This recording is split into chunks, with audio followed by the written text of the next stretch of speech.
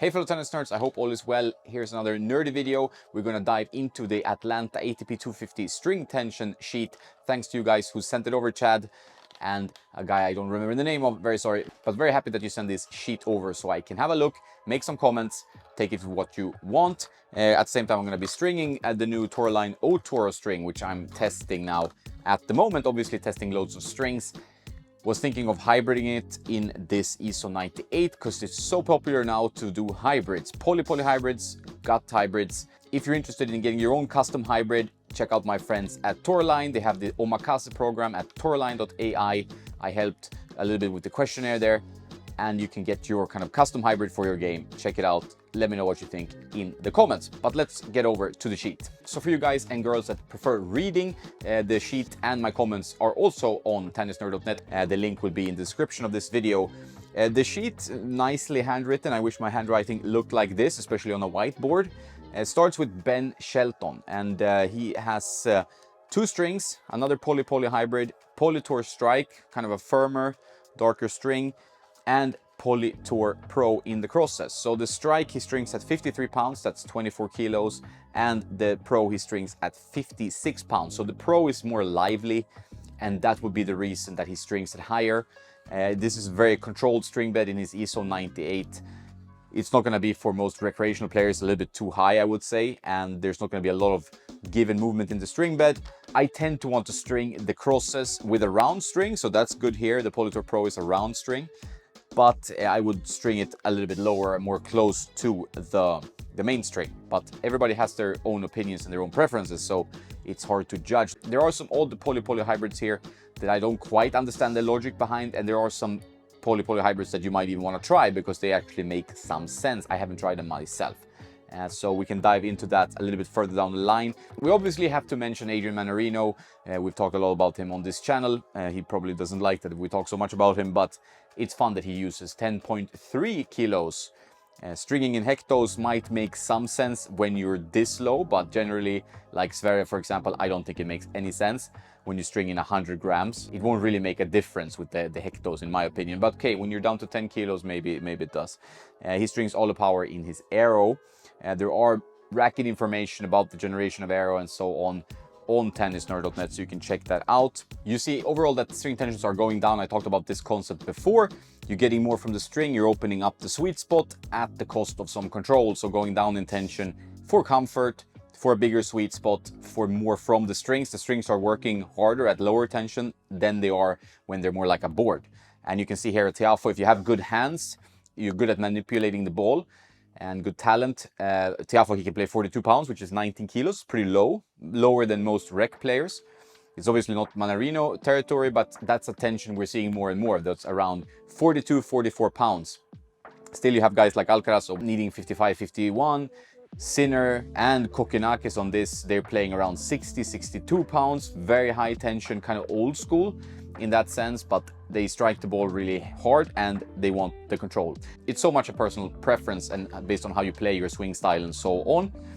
We do see that gut hybrids are still going strong even in the humid conditions of Atlanta. Like the humidity can really put damage on the gut, make it break faster and so on.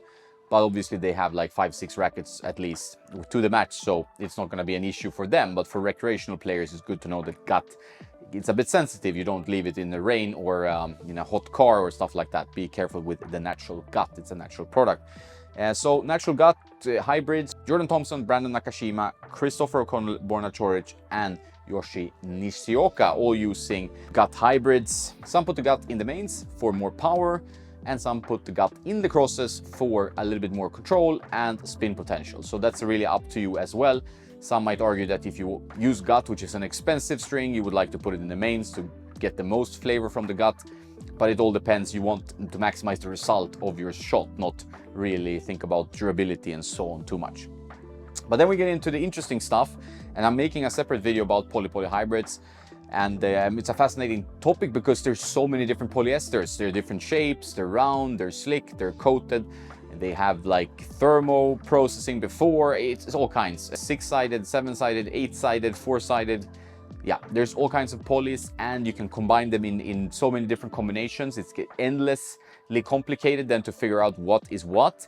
I tend personally to like a shaped string in the mains for some extra bite, and then I want a round kind of slippery poly in the crosses to help the strings move a bit more and give me that snapback. It creates like a softer feel thanks to the round slippery string, but still a good spin and feel from the string bed. So that's what I've been experimenting with, and that's kind of the hybrid I like the most when you have two polyesters. But we have different options and different thinking around this in this sheet, especially from some doubles players, but also single players. So let's have a look. And PS Aslan Karatsev, he has made a switch to Hawk Power. He used to use Sonic Pro from Head, another head string.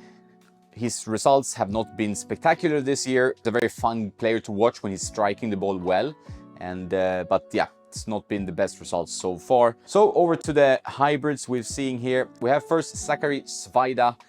Sorry about the pronunciation not being perfect there. He has a hybrid where he puts the Solinco Confidential, one of my favorite polyester strings, thanks to its very nice bite on the ball. Like, you get a lot of grab on the ball. It really sinks in there and you feel like you get extra control. I like the 120 gauge a lot better than the thicker gauges. Usually with the thinner gauge you have more grab effect, but you will get a bit less durability obviously. But he uses Solinco Confidential, not sure what gauge, and then he puts Technifiber Ice Code, which is his racket sponsor, in the crosses. And Ice Code is interesting here. I mean, the ball bite from the Confidential is excellent, but then he has the Ice Code, which has kind of this low friction surface to help the strings move more, because you don't want the string locking together and preventing the movement and the spin potential. That is what you don't want generally. So I can see the thinking here behind Confidential and Ice Code. So if you've tried this setup, let me know. But that's an interesting one. Both strings also hold tension really well, which makes it a combo I would like to try myself. I have not, but I could see how they work together. A slightly more old one is Jackson Withrow, doubles player. He's using Solinco Torbite, so a shaped string, very famous shaped string in the mains, 50 pounds, and Olu Power Rough in the crosses at 48 pounds. The thinking here is that Olu Power round string, even if it's rough, is still a pretty slippery string, pretty good cross string I would say, and yeah, it does drop tension quickly.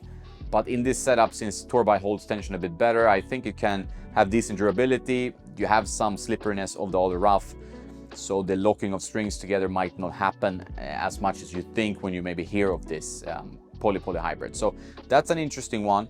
And we then have Julian Cash, who's using a string which is not so common on the pro level. It's a grapple snake string. I don't know which one. I've tried Tor M8, I tried Alpha, I tried Tor Sniper. All these reviews are on the channel. Tor M8 was my favorite string. I think that's very good. I think also Tor Sniper is very good, but it doesn't say here which one it is.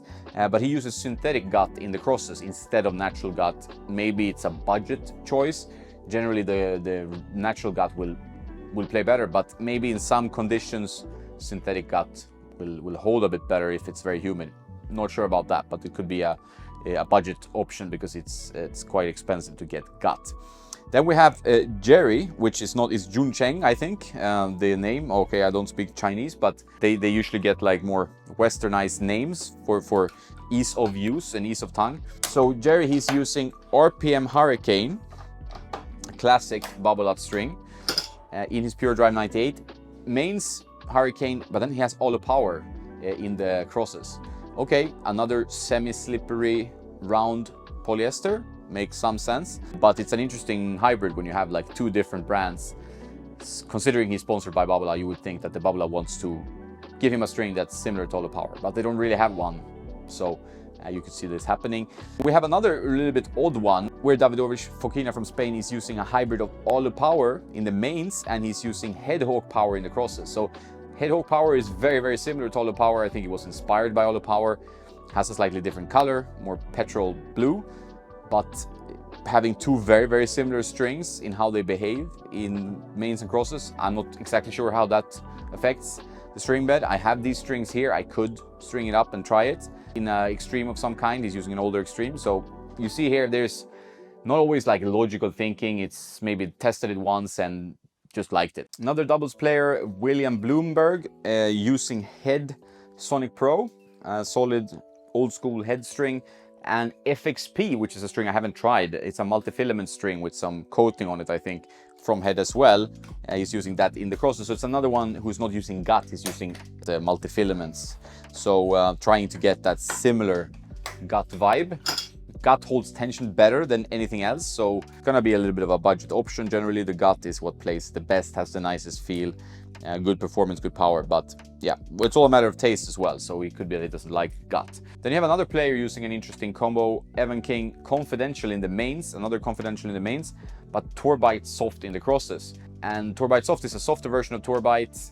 I can see two shaped strings here with the issue of maybe locking together, making string movement a bit tough.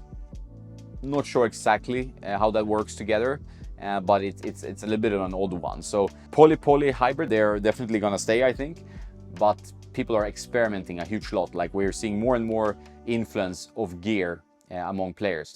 As soon as they start doubting their game a bit, they're looking for more from the gear. And I'm in touch with several pros myself, just like consulting on the WTA and ATP about gear, because it's becoming more of a topic, I guess, and you're trying always to get a little bit more out of your setup, which makes sense. I mean, you can laugh about all this very nerdy stuff, but for these pros especially, it makes a lot of sense to know why you're playing with what you're playing, and if you might need some extra miles per hour on your serve, how can you tweak it to get some of assistance from the racket.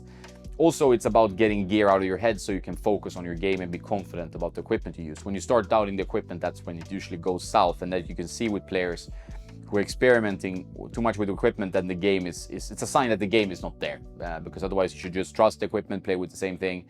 But when you start switching and changing, and it's a sign of your confidence not being where it should be. But we're seeing more and more of that. You know, obviously tennis is a game where players ebb and flow in form, and you know how it is. You always want to blame the racket. That's what happens to me all the time, and probably most of you guys watching. It's just a game where you go crazy, and then it's nice to have something to blame. All the strings were not correct in tension, or the racket, I don't feel comfortable, so on, so on. You know how it is. But it's a fun topic. It's fun to use different stuff. Not always the best for your game, but it's a side hobby in its own way in tennis. That's the Atlanta tension sheet. If you have something you see that you were surprised about, please put them in the comments. I did not expect to see so many poly hybrids, and some of them really old to me. So this was quite interesting, and I think we're going to see more and more of that in the coming years. So we'll keep our eyes on the pulse. Please subscribe if you like this stuff and other nerdy things around tennis. And that's all for today. Have a nice day now, and don't forget to play some tennis.